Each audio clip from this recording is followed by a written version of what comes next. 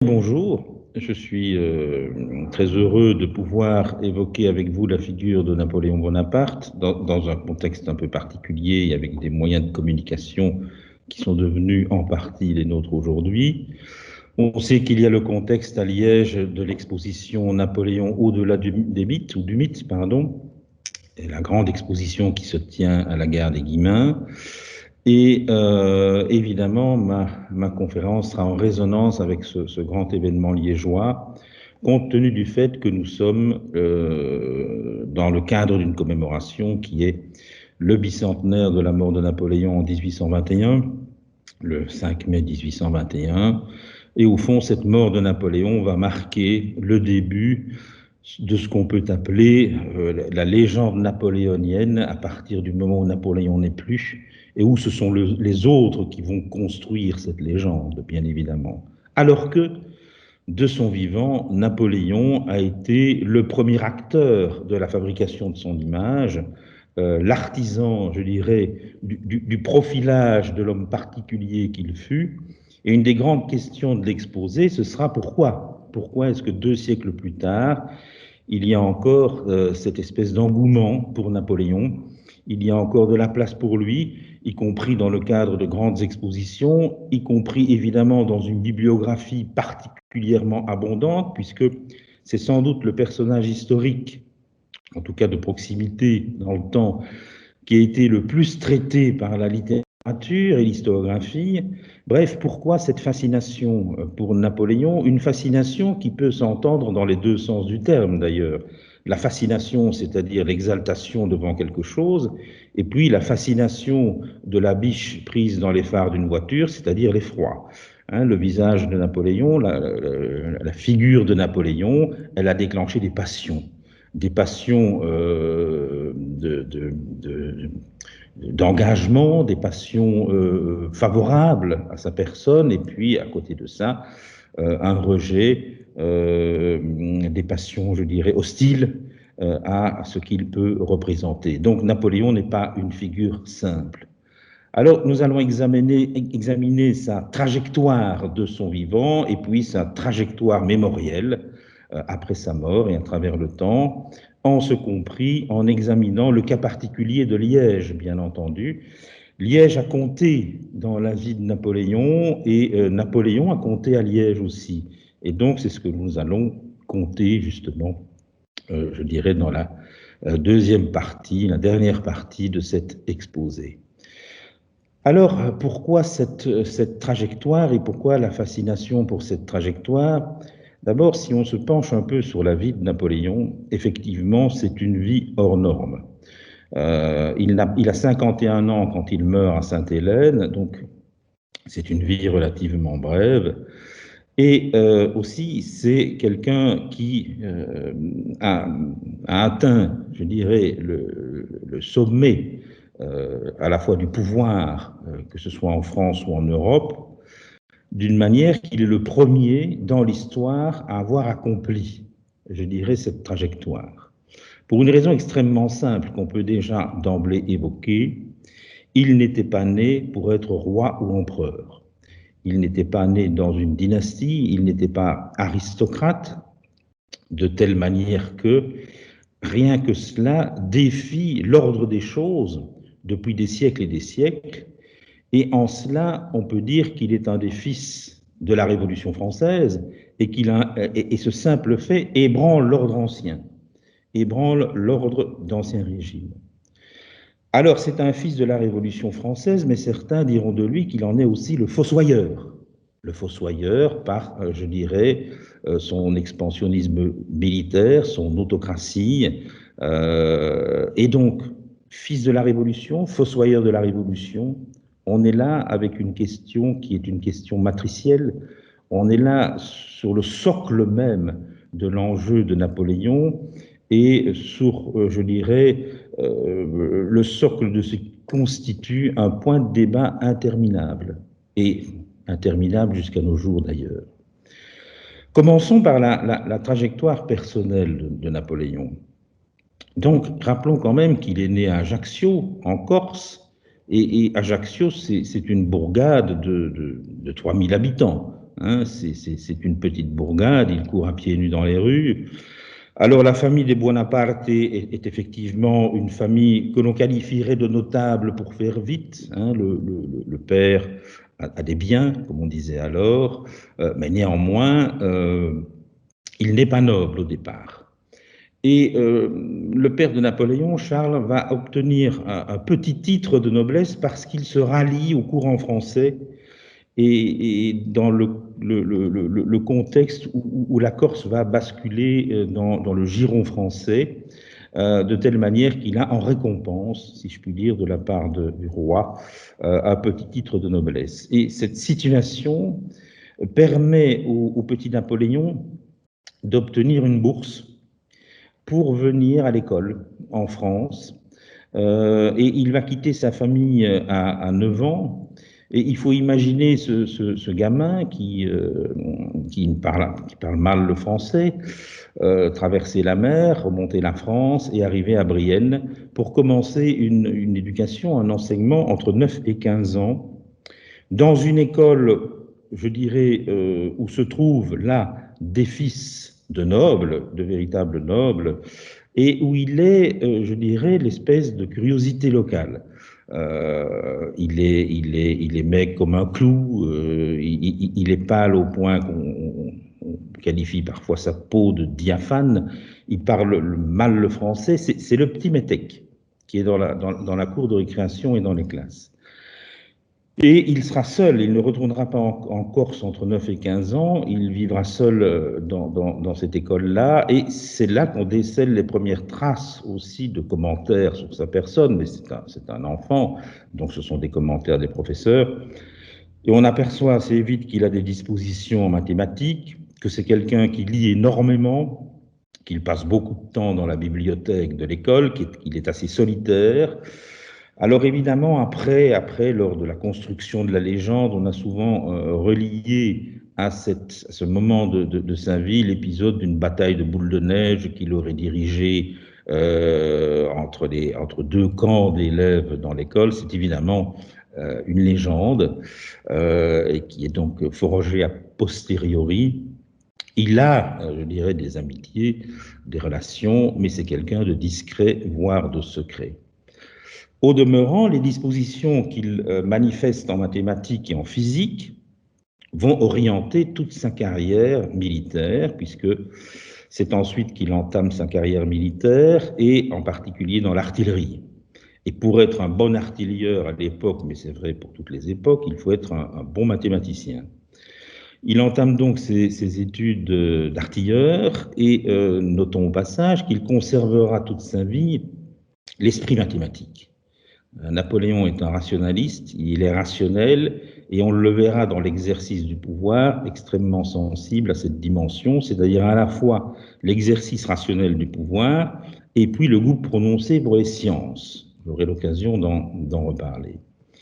Alors sa formation d'artilleur le conduit au fond aux portes de la Révolution française au début de son âge adulte, et cette révolution, elle est extrêmement importante dans la carrière de Napoléon et évidemment pour l'histoire du monde en général. Et on ne peut pas faire l'impasse sur une évocation très brève, vous imaginez bien, de la Révolution française, sinon qu'on va la recroiser avec Napoléon, avec Bonaparte, de manière assez récurrente au fil de l'exposé. La Révolution française de 1789 est un moment de rupture avec l'Ancien Régime, la fondation d'une Assemblée nationale en juin, et puis un été 89 qui est consacré, on peut le dire, au dynamitage de l'Ancien Régime, avec un renversement des valeurs politiques, puisque désormais le pouvoir émane de la nation, qui désigne des représentants au sein d'une Assemblée nationale. Cette Assemblée nationale produit les lois et le roi, je dirais, est contraint par ce pouvoir législatif à exercer le pouvoir exécutif. C'est un renversement puisque la totalité des pouvoirs, que ce soit législatif, exécutif ou judiciaire, était dans l'Ancien Régime l'apanage du roi. Donc on a un basculement de la pyramide. Et c'est au cours de l'été 89 que ce basculement s'opère. C'est en soi une révolution extraordinaire, formidable, qui marque toute l'Europe. Bien entendu, le travail de ces constituants, de l'Assemblée constituante, sera de rédiger une constitution qui sera proclamée en septembre 1791 et qui est la constitution d'une monarchie parlementaire à caractère libéral. La révolution aurait pu s'arrêter là. On va voir qu'elle va continuer. Pour un tout jeune homme comme Bonaparte, il y a ici un atout maître, un atout majeur, c'est que, et la Déclaration des droits de l'homme le prévoit, les hommes naissent libres et égaux en droit. C'est-à-dire qu'ils sont aptes à exercer toutes les tâches s'ils en ont les capacités. Et l'égalité des droits est pour Bonaparte la perspective de monter en grade. Tout militaire cherche à monter en grade, et en particulier lui, dont on détecte déjà une ambition assez prononcée, et donc la perspective d'une évolution de carrière ouverte devient la sienne. Il faut se remettre dans le contexte de l'époque. Quand il commence ses études d'artilleur, il peut espérer peut-être le grade de capitaine, et quand il les finit, il peut espérer le grade de général. Donc c'est dans l'ordre des choses à l'époque, en essayant de faire l'impasse sur ce qui va se produire après et que nous connaissons nous, il faut se rendre compte de cela, et on ne peut trouver en Bonaparte qu'un partisan des idées nouvelles, qu'un partisan de la Révolution. Et comme c'est un homme extrêmement actif, il va nouer des contacts divers et variés, dont certains seront précieux. Je n'entre pas dans les détails, mais il sera assez proche à un moment donné de la figure du personnage qui est Augustin Robespierre, le frère de Maximilien Robespierre. Robespierre lui-même devenant le ou l'un des ténors de la Révolution française. Parce qu'évidemment, après 1791, la révolution ne s'arrête pas, elle va progressivement se radicaliser, et 1792 est une année clé parce que la France révolutionnaire, en avril, va déclarer la guerre à l'Autriche. Elle anticipe ce qu'elle pense être, à juste titre, une répression internationale parce que le roi de Prusse et l'empereur d'Autriche, ainsi que l'Angleterre, se rapprochent étant inquiets de ce qui se passe en France. Il faut se dire qu'on est en Europe, que l'Europe contient un conglomérat de puissances mondiales et que c'est petit l'Europe, c'est 7% des terres immergées, c'est petit, et donc il y a des voisinages qui sont difficiles. Les grandes puissances sont comme des plaques tectoniques. Et à Berlin, à Vienne, à Londres, à Moscou, le feu révolutionnaire inquiète parce qu'il peut se répandre. Les Français qui ne sont pas en position de force pour faire la guerre, parce que les officiers français sont partis en exil, ce sont des aristocrates, les Français déclenchent la guerre, une guerre préventive, pour deux raisons. D'abord, protéger les frontières, et avec, au fond, en perspective, la vieille théorie des limites naturelles de la France, c'est-à-dire la rive gauche du Rhin, et c'est-à-dire nous, y compris la Hollande, et ensuite pour exporter la révolution à l'étranger, en pensant que les idées de liberté, d'égalité et de fraternité vont se diffuser un peu naturellement si on renverse les princes étrangers, ce qui était un peu une illusion. Robespierre l'avait dit, personne n'aime les missionnaires armés, et il ne se trompait pas, ce n'est pas si facilement que la Révolution française va exporter ses principes. Mais néanmoins, l'accueil est là, et en particulier dans nos territoires qui étaient ou occupés par l'Autriche ou pour la principauté de Liège en situation de restauration épiscopale après l'intervention autrichienne contre les révolutionnaires liégeois de 1789. Alors, je ne vais pas aller beaucoup plus loin dans la Révolution, sinon que la chute de Robespierre en 1794 scelle une poussée radicale, une poussée démocratique qui est aussi qui se situe aussi dans cette période qu'on a qualifiée la terreur. Et donc la période, c'est le point d'apogée de la Révolution, c'est le climax idéologique, à la fois la terreur parce que La France est en guerre contre l'extérieur, elle est en guerre civile aussi. Et puis cette convention qui est à la tête du pouvoir législatif, cette convention produit des centaines, sinon des milliers de lois qui vont véritablement faire entrevoir ce que sera la démocratie contemporaine. La chute de Robespierre va mettre un terme donc à une certaine forme de la Révolution. Bonaparte sera inquiété, il sera même mis en prison pour ses proximités avec Augustin Robespierre. Il sortira assez vite parce qu'on comprendra qu'il n'est pas non plus un idéologue robespierriste. Et puis surtout, il y a une action de lui qui est retenue pendant la Révolution, c'est le siège de Toulon, ou plutôt la victoire qu'il a remportée à Toulon contre le blocus que les Anglais faisaient de la ville. Alors, cette victoire, en fait, elle est due à son audace, elle est due à son intelligence stratégique, parce qu'il est un officier modeste et il arrive à convaincre ceux qui dirigent les opérations militaires, au point qu'il obtient directement le grade de général. Le deuxième exploit qui peut être lié à la Révolution, c'est à sa toute fin, lorsque Robespierre a été décapité et lorsque la Convention vit ses derniers jours avant le Directoire, le nouveau régime qui est un régime bourgeois de stabilisation, de tentative de stabilisation de la République. Et son deuxième exploit, c'est d'avoir maté une insurrection royaliste. 20 à 30 000 royalistes marchaient sur l'Assemblée nationale pour la renverser. Barras, qui sera un des directeurs, donc un des dirigeants du Directoire, va confier à Bonaparte le soin d'arrêter cette manifestation. Il va s'exécuter, je dirais, de manière extrêmement ferme, c'est-à-dire à coup de canon, à coup de mitraille, et va évidemment disloquer la manifestation royaliste. Et ce deuxième gage de satisfaction pour le nouveau régime va le conduire, on est obligé d'un peu sauter les étapes, y compris sa rencontre extrêmement importante avec Joséphine et son mariage, qui pèse dans la balance de son destin, va le conduire à recevoir le commandement de l'armée d'Italie, une armée de seconde zone parce que l'essentiel des ressources militaires sont consacrées à la guerre sur le Rhin.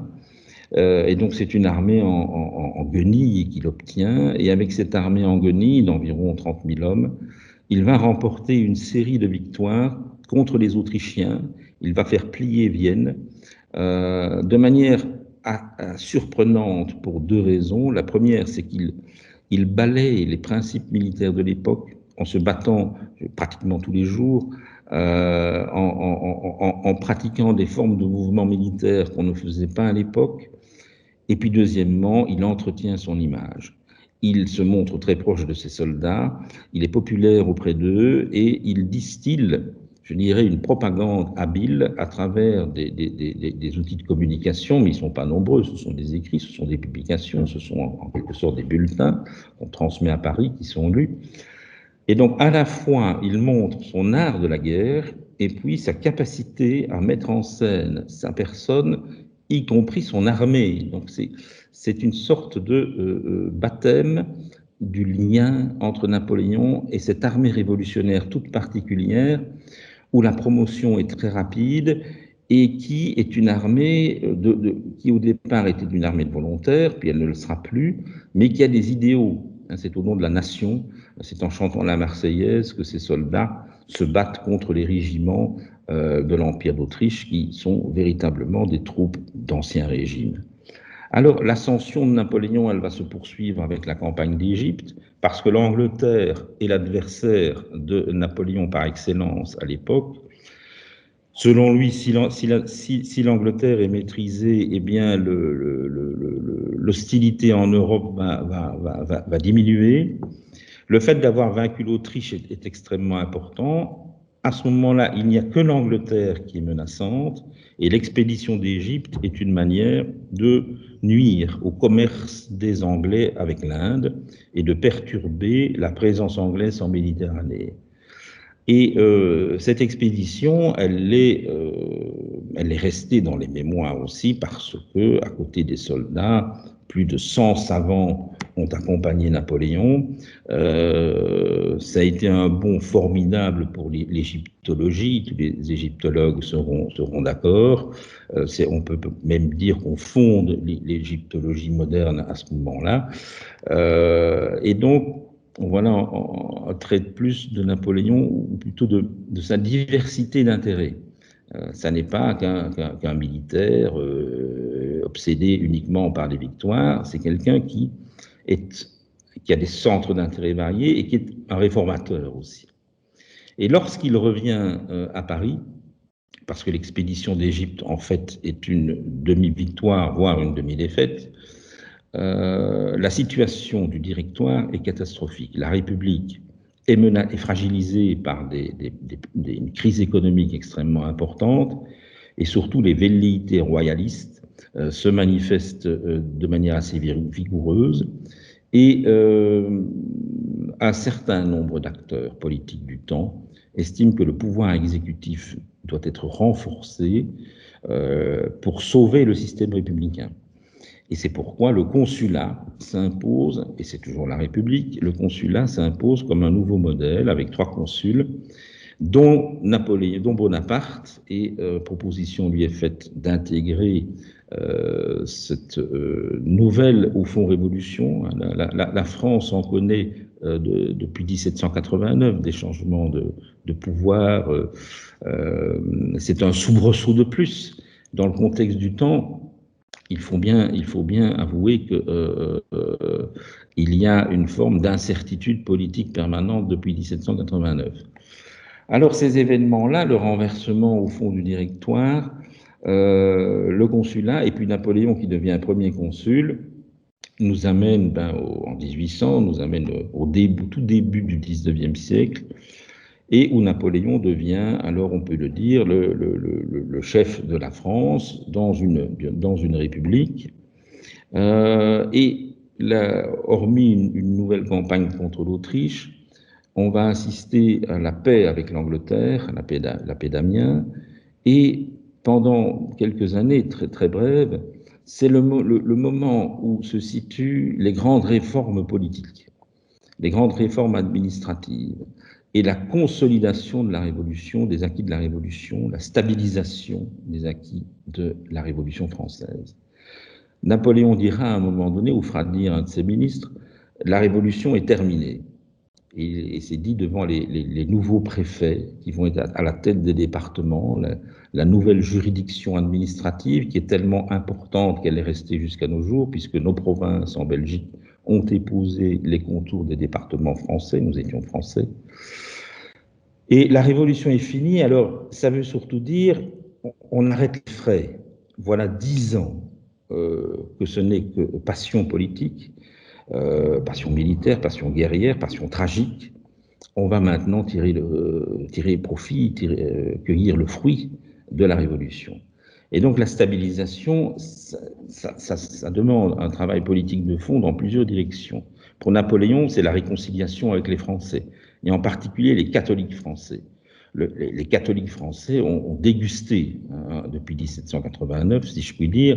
L'Église a été corsetée par la Révolution française, et le concordat qu'il va signer avec le pape de l'époque est une manière de réconcilier, avec le souci de Napoléon de ne pas faire marche arrière trop loin.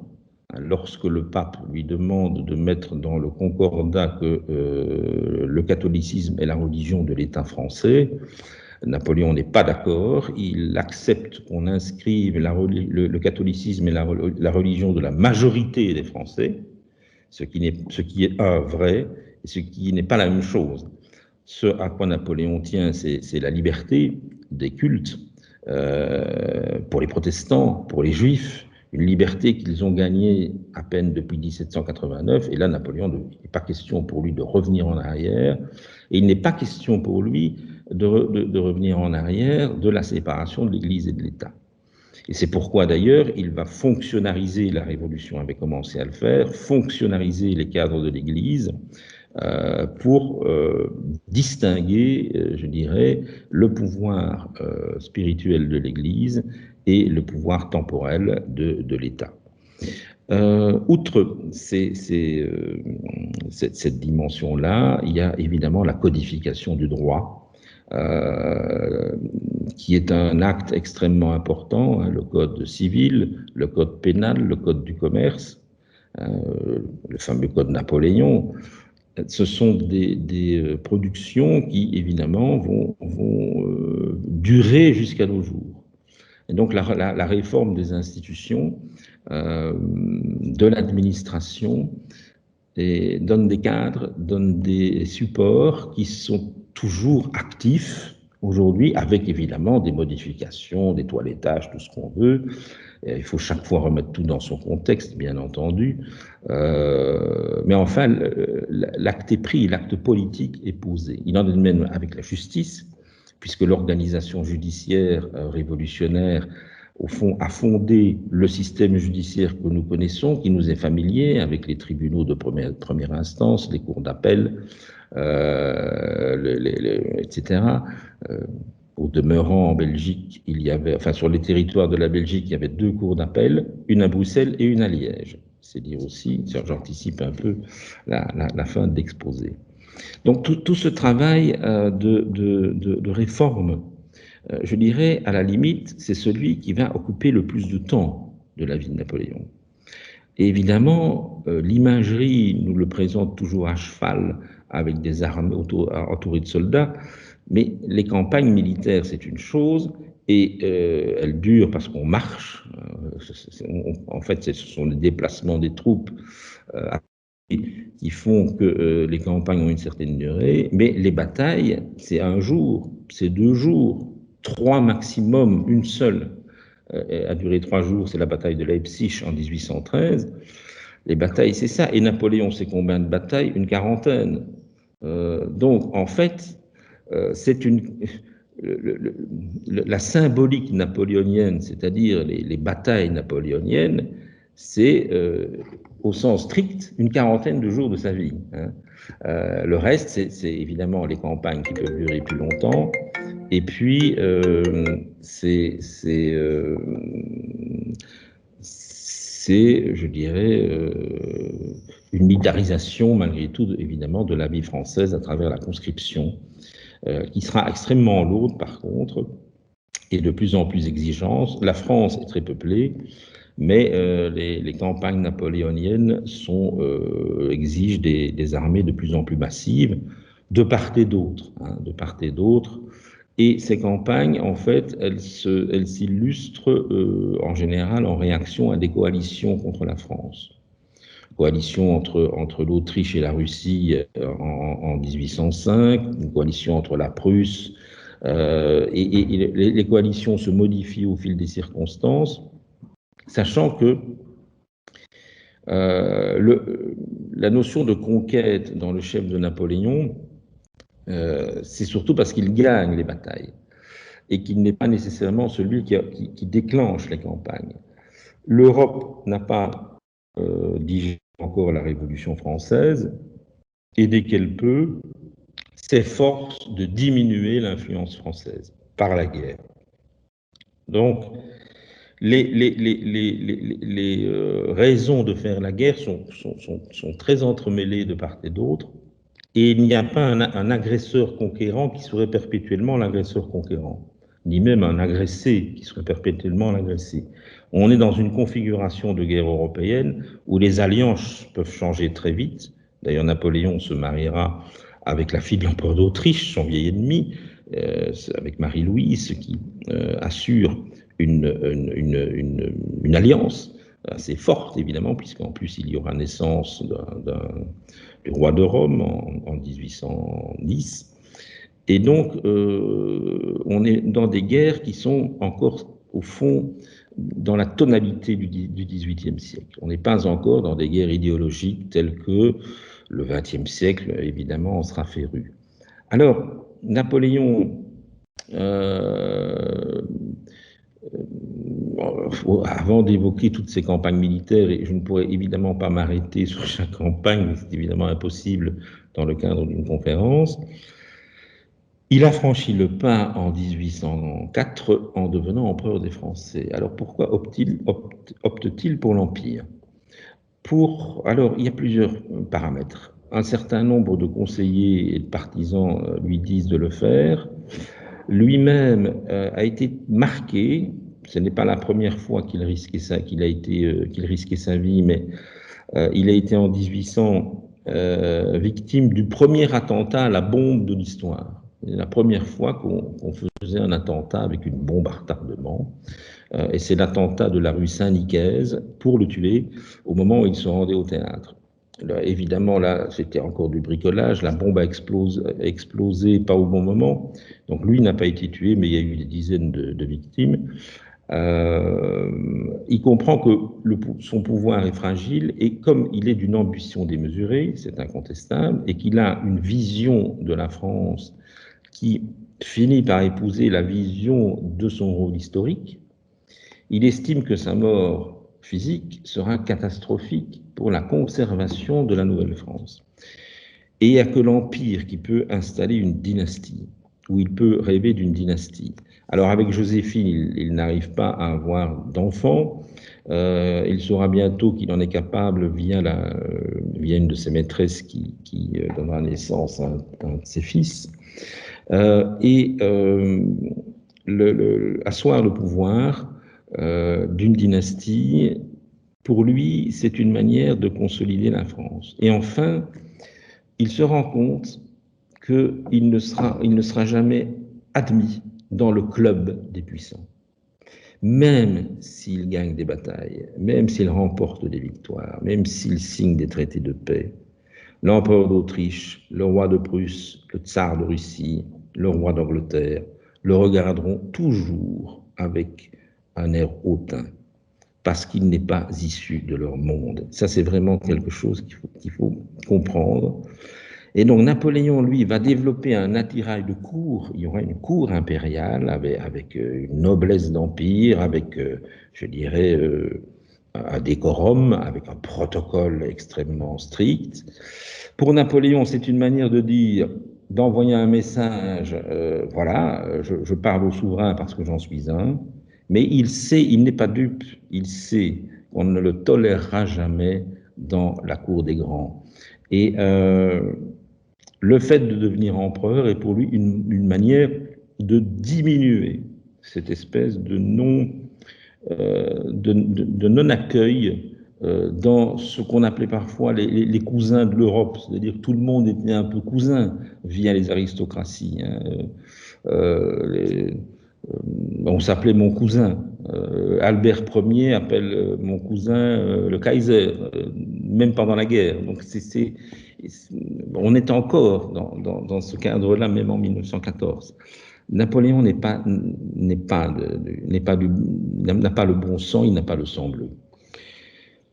Alors, l'empire napoléonien est un système tout à fait particulier. Il y a une hiérarchie napoléonienne qui va se créer, avec lui au sommet, bien entendu, et c'est là qu'on peut voir apparaître des traits d'autocratie. Des traits d'autocratie dans la conception qu'il peut avoir de la liberté de la presse et de l'opposition. Néanmoins, c'est quelqu'un qui n'est pas non plus un tyran sanguinaire, c'est-à-dire que on estime qu'il y a eu environ 2000 opposants politiques au sens très large dans les prisons sous l'Empire. Il y en avait plus de 20 000 sous Louis XVI, et sous la terreur révolutionnaire pendant la Révolution française encore plus. C'est quelqu'un qui fait enfermer, qui fait libérer. Il a, je dirais, une souplesse pragmatique aussi par rapport aux individus. Par contre, il est omniprésent pour nommer les acteurs politiques clés.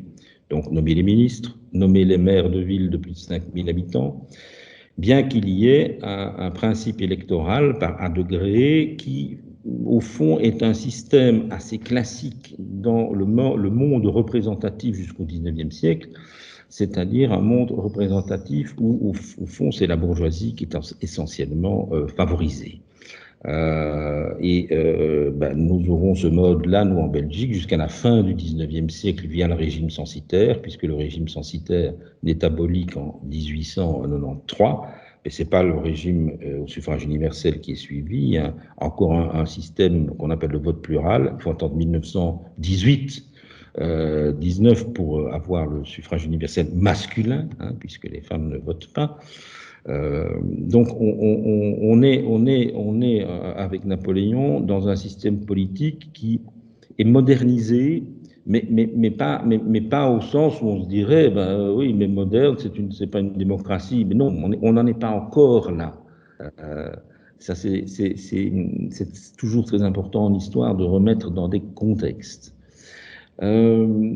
Alors, Napoléon est donc dirigiste, on peut le considérer comme tel, et par ailleurs, il tient à l'égalité. Il y a chez lui une proximité, que ce soit avec ses soldats ou que ce soit en général quand il se déplace avec les individus, que n'ont pas les souverains traditionnels, qui ne se mêlent pas, comme on dit, à la foule.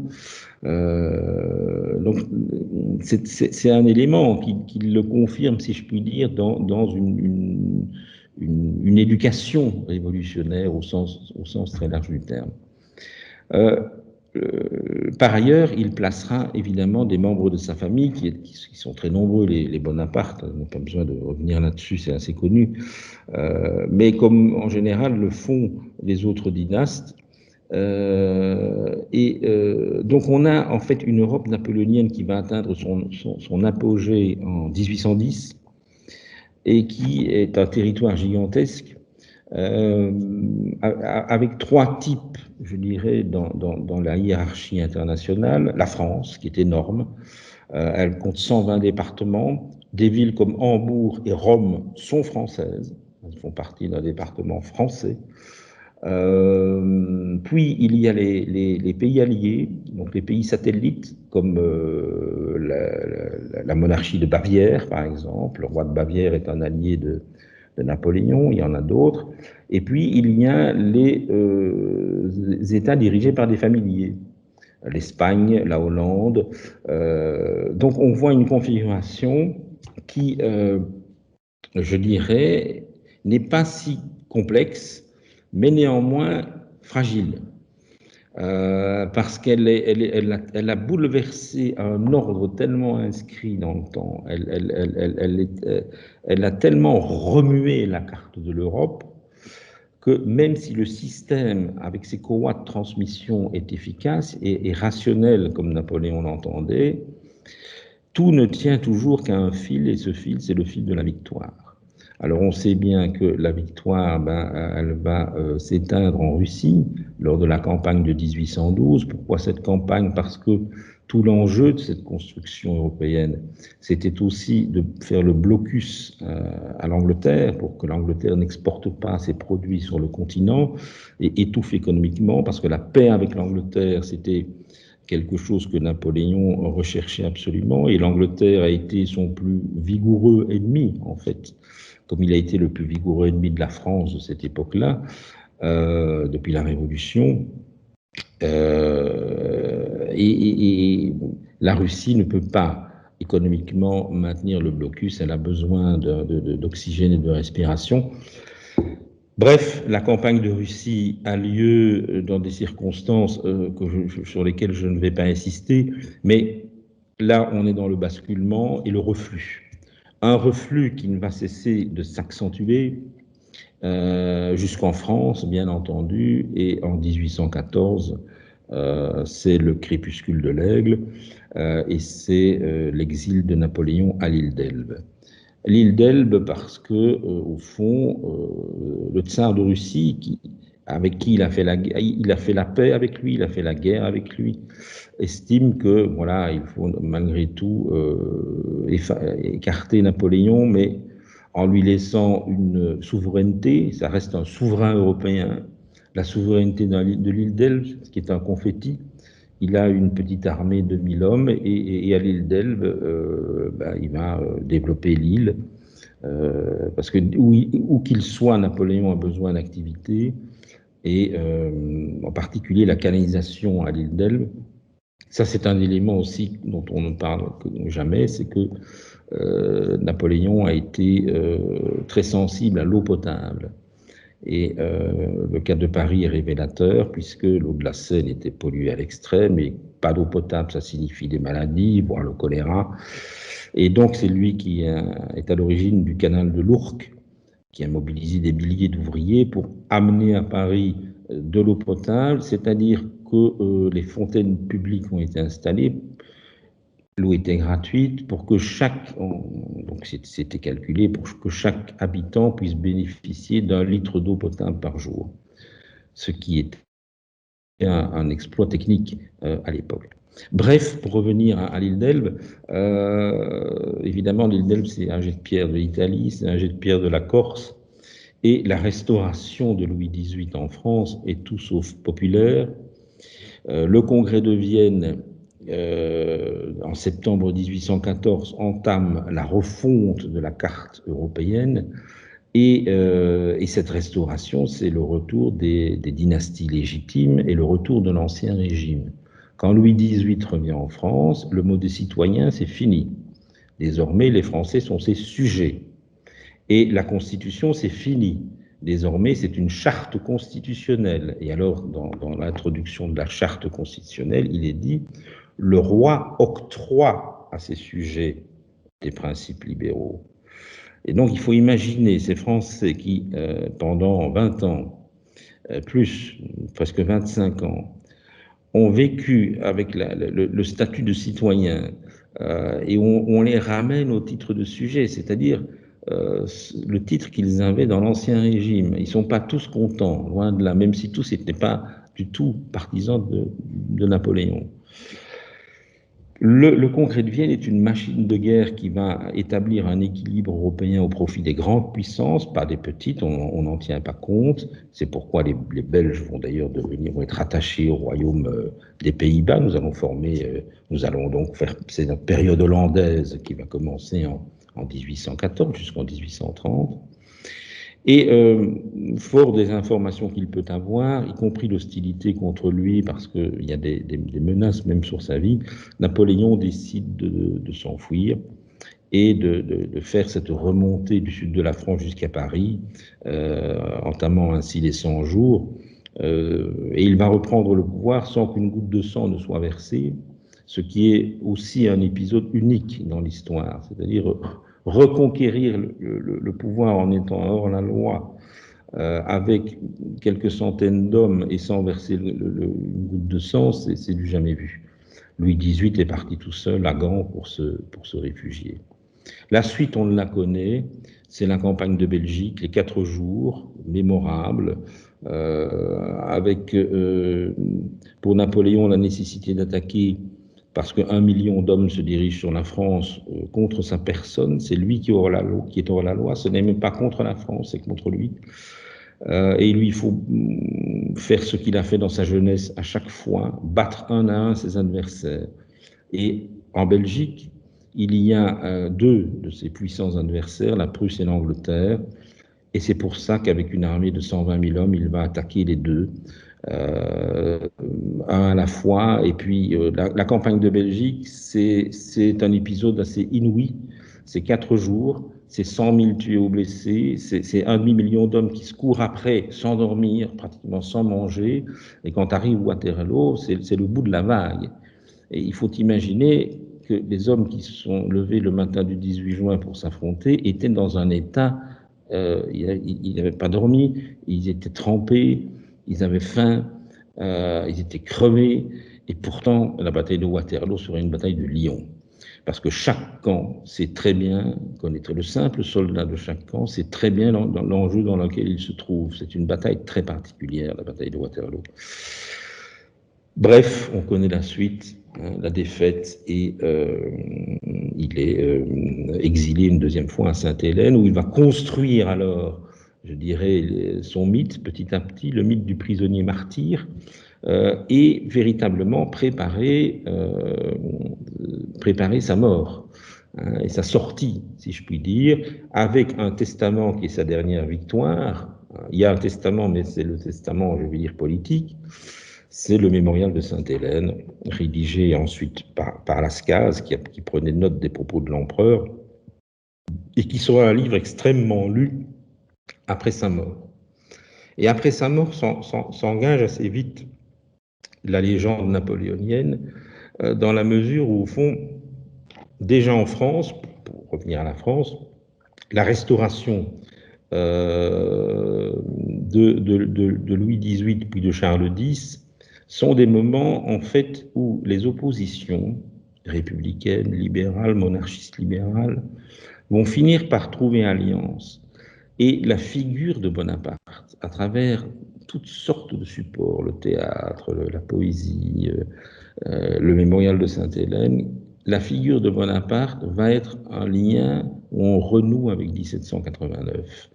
Et Bonaparte, Napoléon n'est pas dupe, il l'a aussi instillé dans le mémorial, parce que le mémorial, et les 100 jours d'ailleurs, c'est une occasion de rappeler 1789. Et il le fait habilement, parce qu'à ce moment-là, je dirais, être l'héritier de 1789 après sa mort, pour Napoléon, c'est tout bénéfice. Chaque fois qu'on devra s'opposer aux monarchies, ben on se souviendra de son ombre et de son fantôme. Alors le romantisme va s'emparer de la figure de Napoléon, et pas seulement, je dirais, en France. Le romantisme allemand, le romantisme anglais, évidemment, où Napoléon est populaire en Angleterre. Quand il mouille, quand son bateau pour l'exil mouille au large des côtes anglaises, les Anglais viennent voir le personnage avec des barques. Il a toujours eu une ligne de partisans en Angleterre. Pour ce qu'il incarnait. Et puis c'est le héros romantique par excellence. Il n'y a rien à faire. C'est le personnage qui défie l'ordre des choses, qui s'élève et puis qui chute. Pendant une dizaine d'années, il s'élève et puis la décennie suivante, il perd tout, y compris la vie. Et donc ça, c'est le héros romantique par excellence. Napoléon III, qui est son neveu, deviendra empereur des Français lors de ce qu'on a appelé le Second Empire, véhiculant par là même le souvenir napoléonien, je dirais par la structure même de ce nouveau pouvoir. La République, après 1870, la République française sera toujours mitigée à l'égard de Napoléon, la République officielle, la troisième, la quatrième, etc., jusqu'à nos jours, parce que ce n'est pas le même régime, c'est le régime napoléonien. Et donc la France, la France officielle est balancée, si je puis dire, dans une posture un peu bizarre. Mais en 1914, la République s'est empressée de convoquer la figure de Napoléon, évidemment, pour s'en servir dans la propagande contre l'Allemagne au moment de la guerre. Et on a vu fleurir une propagande où le fantôme de Napoléon, à travers les cartes postales notamment, venait soutenir les poilus dans les tranchées. Donc la République sait renouer avec l'image de Napoléon quand elle en a besoin. Une figure de Napoléon qui, par sa complexité, son ambiguïté, a séduit une bande très large de l'horizon politique. Ça aussi, c'est un élément qui est capital pour la légende.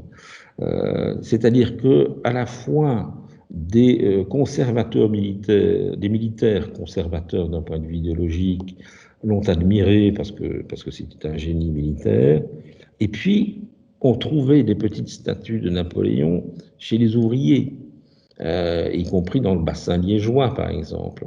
J'ai un exemple familial que je pourrais évoquer.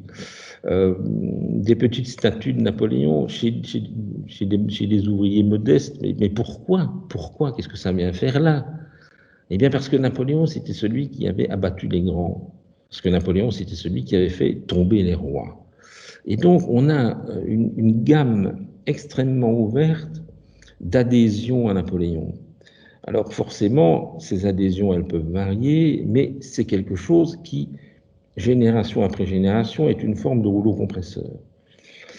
Si on évoquait le cas belge et en particulier wallon, il faudrait évoquer le fait qu'à un moment donné, quand le mouvement wallon se développe à la fin du XIXe siècle, il va renouer avec la France révolutionnaire, le régime français, amalgamer d'ailleurs la Révolution et l'Empire, et c'est pas pour rien que un des moments les plus récurrents du mouvement wallon, c'est le pèlerinage de Waterloo, c'est-à-dire le pèlerinage à l'Aigle blessé que le mouvement wallon organisait chaque année dans l'entre-deux-guerres, avec des moments où il y avait des dizaines de milliers de participants, je pense à 1938 d'ailleurs, avec des discours hein, évidemment qui montrent l'inquiétude qu'on pouvait avoir à l'égard de l'Allemagne, etc.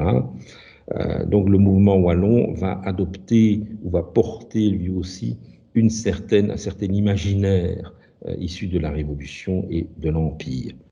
Donc, à la fois la trajectoire de Napoléon est hors norme, et puis, sans doute lui-même en partie, va poser les conditions pour que sa trajectoire légendaire, pour qu'un imaginaire napoléonien perdure au XIXe siècle et au XXe siècle.